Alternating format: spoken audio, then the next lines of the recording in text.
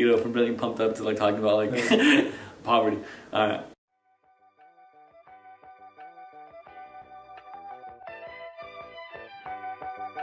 Personally, I grew up poor. My parents did everything from work at a factory to work at McDonald's and clean restrooms and even houses for a living.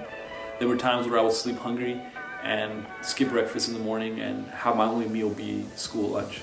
It was very frustrating, and I can even recall one moment when I was in high school when, after a long practice of swimming for 3 to 4 hours, I came home to having to eat rice and beans for dinner for the 9th, 10th plus day. And I remember that day I had promised myself, I am done dealing with poverty and I'm going to buy my family out of poverty.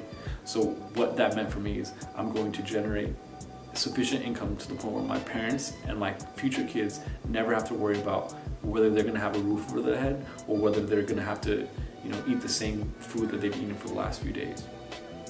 And right now, my career, in my position, I'm learning how to build intergenerational wealth and how to use wealth management and finance to pursue impact investing that will not only help generate passive income into perpetuity, but also make a sustainable impact on this planet.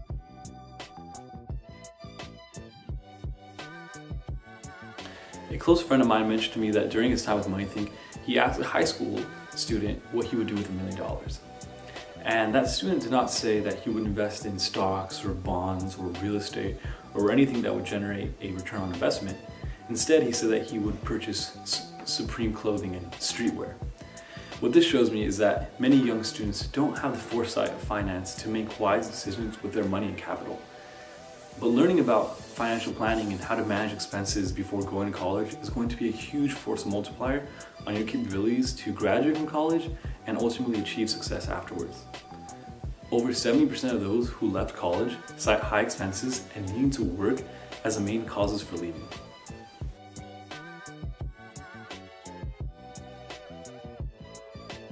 For college students interested in finance, I have 3 main pieces of advice.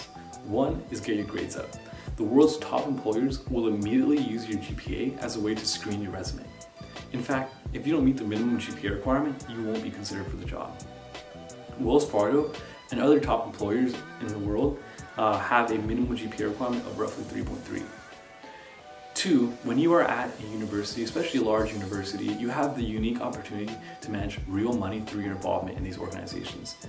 1, you could potentially, join a university club and take on a finance role where you manage funds in the thousands of dollars. This will require you to, learn about Excel modeling and financial projections. And this experience is so marketable for when you apply for finance positions because you develop a skill set that is a direct responsibility for when you work. And 3 is master your story. When you are in an interview, it is absolutely imperative that your interviewer know your story. You have to be able to share your story in a way that's compelling yet honest. And if you were interviewing for, let's say, a finance job with Wells Fargo, you have to be able to answer questions such as, of all the people that are applying for the job, why should we hire you? 2, you should be able to answer why of all the finance companies that work in the world, why are you interested in Wells Fargo?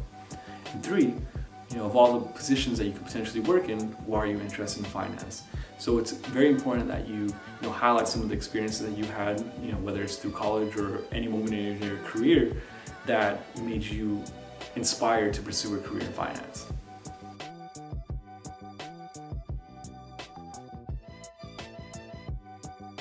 I think you should get as many informational interviews with as many finance professionals as possible. When you have these conversations, I recommend that you ask questions such as, what do you do on your typical day at work? What is your favorite and least favorite part of your job? What should I do to get into the industry? Or even, do you have suggestions for other people I may be able to talk to? It's very difficult to know what a position is like from the outside. You might, not know everything that goes into a position, but it's important that you are not afraid to ask questions.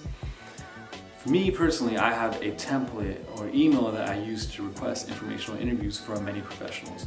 If you are interested in using this template, which has been very successful for me in terms of talking to new professionals from top tech companies, top finance companies, and even UCLA alumni that have been represented in the Forbes 30 under 30 list, please email me or leave a comment and I'd be more than happy to send it to you.